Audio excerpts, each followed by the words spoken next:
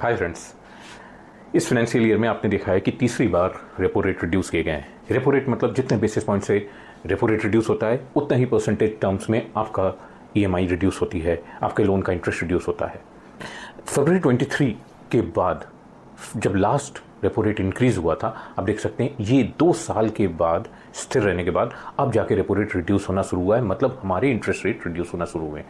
तो पहला फरवरी 25 में, इस साल के फरवरी में, फिर अप्रैल में और अब जून में जाके तीसरा इंस्टॉलमेंट रिड्यूस हुआ रेपो रेट का, जिससे पूरे इस फाइनेंशियल ईयर में अगर हम बात करें या पूरे इस कैलेंडर ईयर में 1% का हमें बेनिफिट मिला है। तो अगर आपका रेट ऑफ इंटरेस्ट बैंक में 9% चल रहा है तो कुछ आपका रेट ऑफ इंटरेस्ट 8% आ जाएगा। अगर 11% पे आपका लोन चल रहा है तो वो 10% पे आ जाएगा। उसका बेनिफिट समझते हैं इस चार्ट से।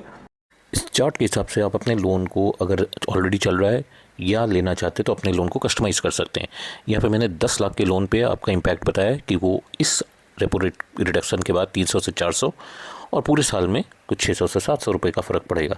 अगर मैं 25 लाख की बात करूँ, यही इम्पैक्ट 700 to 900 अलग अलग टेन्योर में और 1400 to 2000 अगर पूरे फाइनेंशियल ईयर की बात कर ले 15 से 25 साल के बीच में आपका सेव होगा।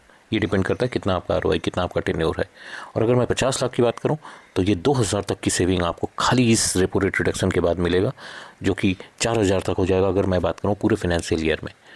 तो अपने लोन को इस हिसाब से सेट करके कस्टमाइज़ करके देखिए कि आपकी सेविंग्स कितनी हो रही है।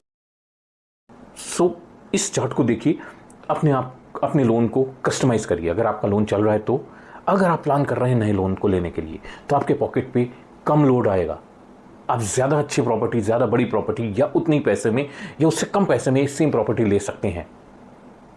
तो मार्केट इससे पहले कि रेट्स रियल एस्टेट के बढ़े, you should be the first person to knock the market. I hope आपको ये चार्ट समझ में आया होगा। इस तरह के फाइनेंशियल टिप्स जानने के लिए फॉलो करते रहिए। Thank you.